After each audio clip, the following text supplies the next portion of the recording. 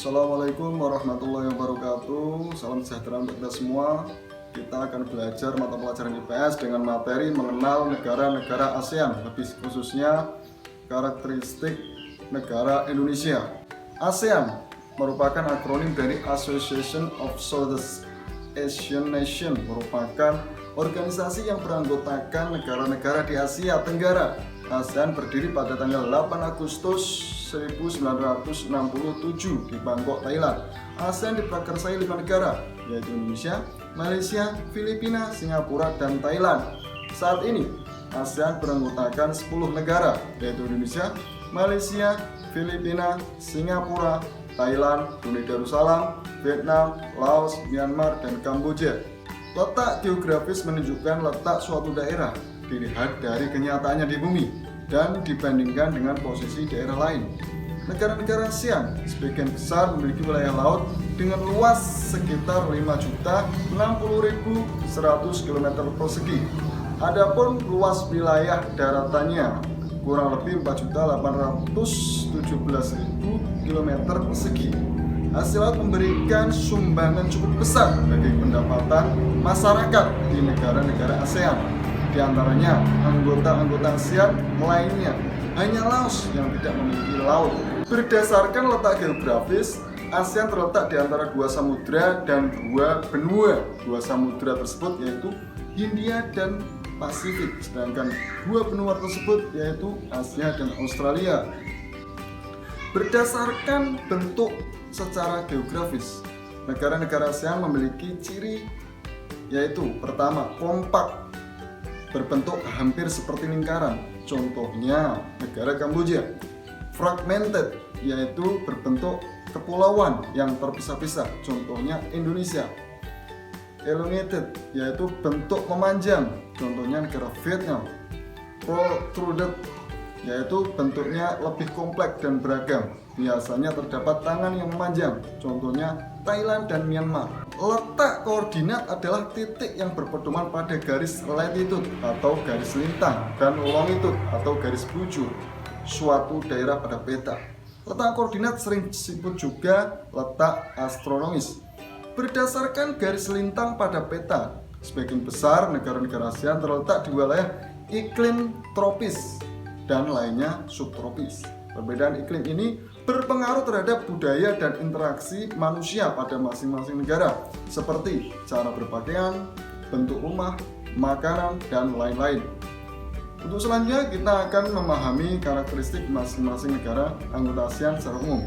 Untuk yang pertama, kita akan belajar tentang karakteristik negara Indonesia. Nama resmi adalah Indonesia, ibu kota Jakarta, pemerintahan Republik, kepala negara Presiden, kepala pemerintahan Presiden, bahasa utama bahasa Indonesia, agama utama Islam, Kristen, Hindu, Buddha, Katolik, dan Konghucu.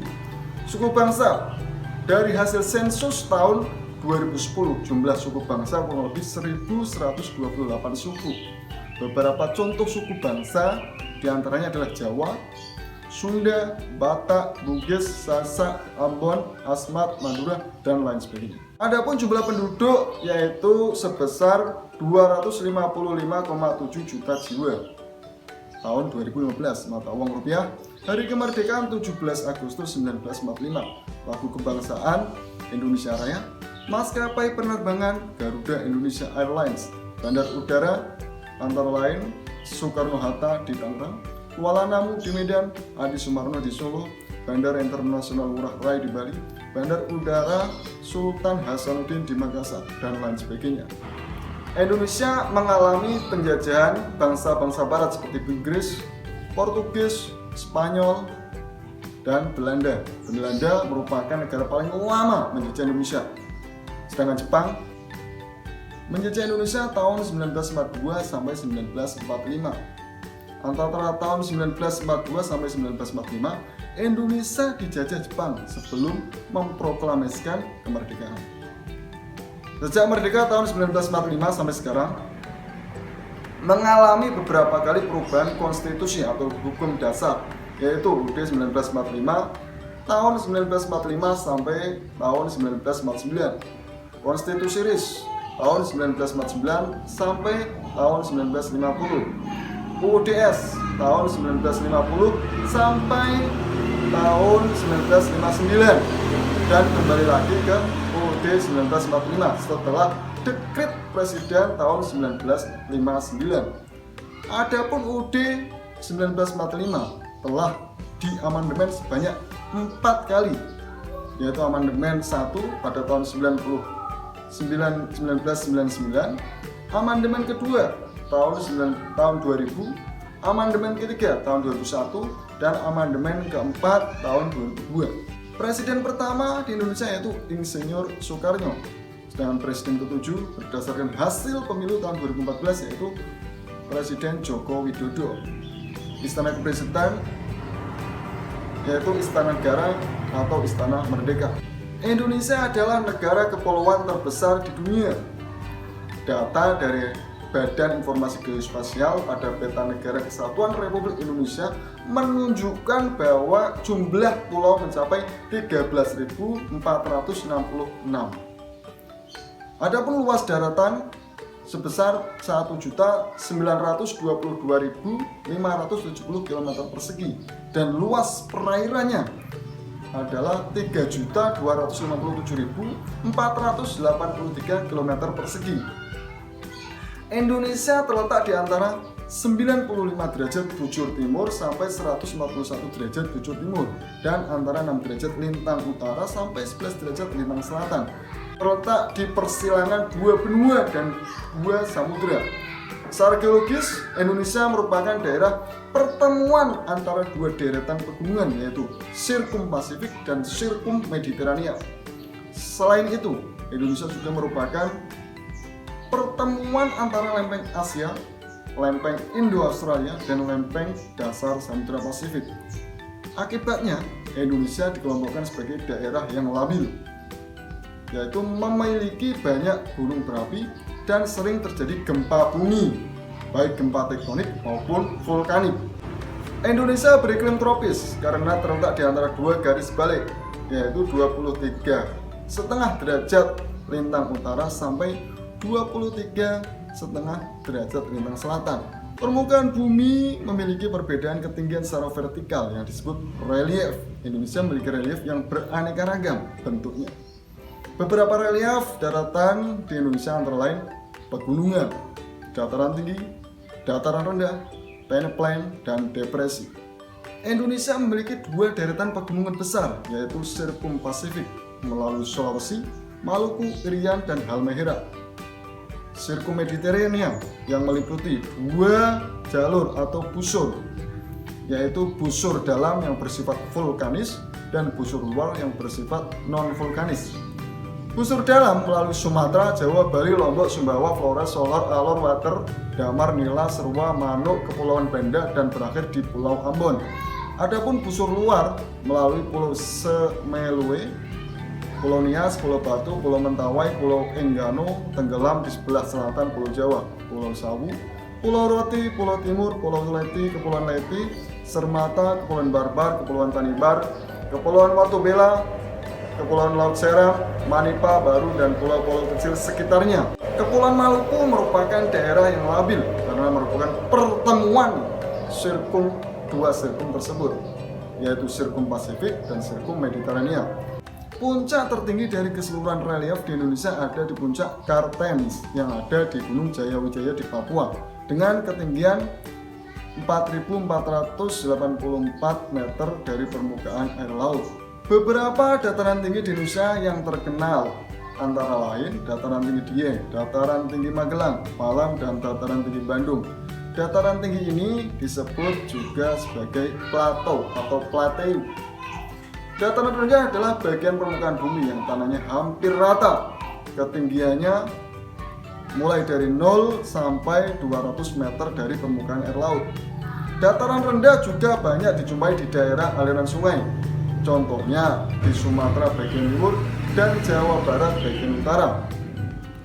Daerah yang semula berelief kasar, namun karena adanya proses perombakan batuan atau lapisian atas permukaan bumi oleh tenaga dari luar bumi atau oksigen yang berlangsung lama sehingga bentang alam sisanya atau inundasi berubah menjadi relief datar, disebut sebagai peneplain.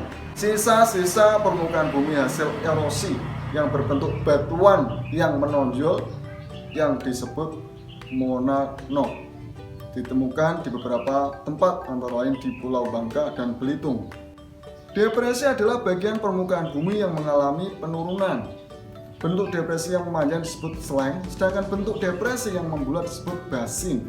Contoh depresi di daratan Indonesia adalah depresi Serayu yang memanjang dari Cilacap, Purwokerto sampai Wonosobo, dan depresi Lembah Semangkok yang memanjang dari utara Pulau Sumatera hingga selatan Pulau Sumatera. Beberapa contoh relief dasar laut di Indonesia adalah palung laut, contohnya palung laut Mindanao dan palung laut Kait. Lubuk laut, contohnya lubuk laut Sulu dan lubuk laut Banda. Punggung laut, contohnya punggung laut Sibolga, Snelus. Gunung laut, contohnya Krakatau. Ambang laut, contohnya ambang laut Sulu, Gibraltar. Dangkalan atau shelf, contohnya laut Jawa, laut Arafuru. Perairan merupakan bagian terbesar dari luas wilayah Indonesia yang meliputi laut, sungai, danau, dan air tanah. Laut Indonesia kaya dengan berbagai jenis ikan dan hasil laut lainnya. Berbagai jenis ikan tersebut banyak dijumpai pada laut transgresi dengan kedalaman kurang dari 200 meter.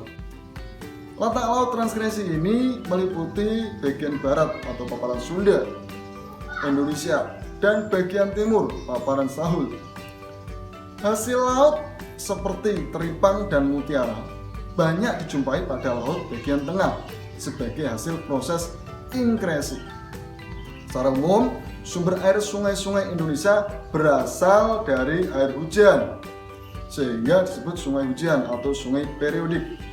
Pada beberapa sungai lain, sumber airnya berasal dari salju atau gletser, dan air hujan yang disebut hujan episodik, seperti sungai Mberamo dan sungai Digul di Papua. Kedua jenis sungai di Indonesia tersebut mempunyai tingkat kemungkinan erosi yang tinggi.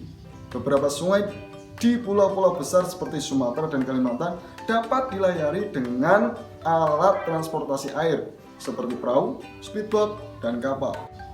Contoh Sungai Musi di Sumatera dan Sungai Barito di Kalimantan. Danau di Indonesia pada umumnya menjadi tempat penampungan air selain digunakan sebagai pembangkit tenaga listrik, tempat rekreasi, irigasi, dan perikanan darat.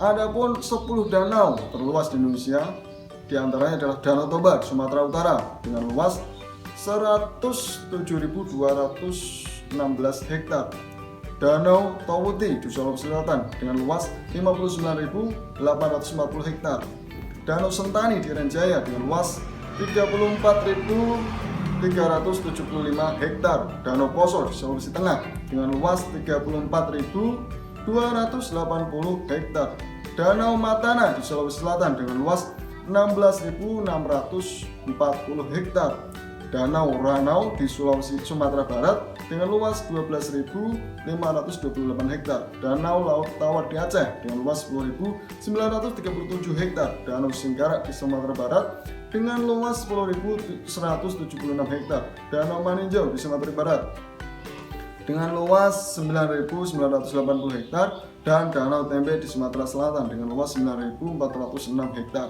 Jumlah penduduk Indonesia pada tahun 2015 adalah 255,7 juta jiwa. Pada tahun 2015 ini, rata-rata tingkat kepadatannya mencapai 475 jiwa per kilometer persegi dengan tingkat pertumbuhan minus 0,1% per tahun. Nah, penurunan ini tidak terlepas dari suksesnya program keluarga berencana atau program KB yang dicanangkan oleh pemerintah. Sebagian besar penduduk Indonesia tinggal di Pulau Jawa, di Sumatera, Sulawesi, dan Kalimantan. Kepadatan yang tidak merata, penyebaran yang timpang, komposisi penduduk yang sebagian besar berusia muda, terbatasnya lapangan pekerjaan, kurangnya penguasaan teknologi, dan jumlah penduduk yang besar menjadi masalah kependudukan di Indonesia. Lapangan kerja yang dianggap semakin sedikit dan tingkat persaingan yang tinggi mengakibatkan banyak dari penduduk Indonesia yang mengadu nasib ke negara-negara lain seperti Malaysia, kawasan Timur Tengah, Korea, dan Singapura. Etnis Jawa merupakan suku bangsa dengan penduduk paling banyak, kurang lebih 45% di Indonesia. Hampir di setiap pulau ditemukan orang keturunan Jawa. Selanjutnya adalah suku Sunda, 8%, suku Madura 7%, dan sisanya suku bangsa lain. Dalam berinteraksi, rakyat Indonesia menggunakan bahasa Indonesia yang berakar dari bahasa Melayu sebagai bahasa resmi. Bahasa keseharian setiap suku bangsa menggunakan bahasa sukunya masing-masing atau bahasa ibu. Sebagian besar rakyat Indonesia memeluk agama Islam, yaitu 68% dari jumlah penduduk. Laporan perkembangan ekonomi dunia dari IMF atau International Monetary Fund menunjukkan bahwa pertumbuhan ekonomi Indonesia mencapai 4% pada tahun 2013. Pertumbuhan ini mengalami fluktuasi setiap tahun karena faktor ekonomi dunia atau karena sensitifnya respon pasar atas kebijakan ekonomi. Contohnya pada tahun 2015, pertumbuhan ekonomi dunia yang melambat mengakibatkan turunnya harga jumlah komoditas Indonesia dan memperkecil peluang-peluang baru. Akan tetapi, pertumbuhan yang mengecil ini dapat berbalik arah jika investasi di negeri kita semakin ditingkatkan, termasuk juga iklim investasinya. Ekspor utama Indonesia mengandalkan sektor minyak dan gas, serta hasil sumber daya alam berupa bahan-bahan mentah seperti hasil hutan, kayu, rotan, karet, dan lain-lain, tekstil, serta hasil pertanian dan perikanan, beras, udang, dan hasil laut. Adapun impor utamanya berupa perkakas industri, farmasi dan kimia, barang-barang elektronik, dan otomotif. Sumber daya alam Indonesia terutama berupa hasil tambang, pertanian, dan bahan baku industri. Hasil tambang utama berupa minyak bumi di Pulau Sumatera, Aceh, Riau, dan Muara Enim, dan di Pulau Jawa, Cepu, dan Surabaya. Batu bara di Pulau Kalimantan, timah di Pulau Bangka, Singkep, dan Riau daratan. Biji emas di Papua, serta biji besi di Cilacap, Lampung, dan Derawan, Intan di Martapura, Kalimantan Selatan. Adapun hasil pertaniannya berupa padi, jagung, kelapa, tebu, pisang, tabaca, sisal atau serat, tembakau, nanas, dan ikan. Kerjasama yang dilakukan oleh Indonesia berlangsung secara bilateral, regional, dan multilateral. Kerjasama bilateral atau kerjasama dengan satu negara lain pada umumnya menitik beratkan pada sektor ekonomi berupa ekspor dan impor. Contohnya Indonesia mengekspor hasil hutan seperti kayu dan bahan-bahan tambang ke Jepang. Sementara Jepang mengekspor barang-barang elektronik dan otomotif ke Indonesia. Kerjasama dalam satu kawasan atau regional dengan negara lain dalam satu wadah organisasi terlihat melalui ASEAN dan APEC. Kerjasama Indonesia dalam ASEAN meliputi berbagai bidang sesuai latar belakang ketika 5 negara menyatakan untuk membentuk organisasi ASEAN seperti ekonomi, budaya, pertahanan, dan sosial. Kerjasama di bidang ekonomi, negara-negara kawasan ASEAN Tenggara meliputi perdagangan, ekspor, impor barang-barang mentah, serta barang jadi, pengelolaan tanaman pangan dan hutan, pendirian pabrik bersama, pengiriman tenaga kerja, dan masih banyak lagi. ASEAN juga mendirikan pabrik pupuk urea di Indonesia, di Aceh, sebagai bentuk proyek industri bersama. Agar terjaga stabilitas kawasan dilakukan kerjasama politik dan keamanan yang dimulai sejak pertemuan para menteri luar negeri negara anggota ASEAN di Kuala Lumpur tanggal 27 November tahun 1971. Dalam pertemuan tersebut dideklarasikan Asia Tenggara sebagai kawasan yang damai, bebas, dan netral atau biasa dikenal dengan ZOPFAN, Zone of Peace, Freedom, and Neutrality. Salah satu contoh kerjasama pertahanan keamanan ini yaitu mengadakan perjanjian ekstradisi, penyerahan pelarian yang tertangkap kepada negara asal antar negara anggota ASEAN, dan kesepakatan kawasan bebas senjata nuklir. Kerjasama Indonesia di negara-negara ASEAN dalam bidang sosial dan budaya yaitu melalui promosi pariwisata. Contoh, Bali dijadikan wisata unggulan, menyajikan keindahan panorama budaya seperti tari kecak dan pendet, dan wisata kuliner.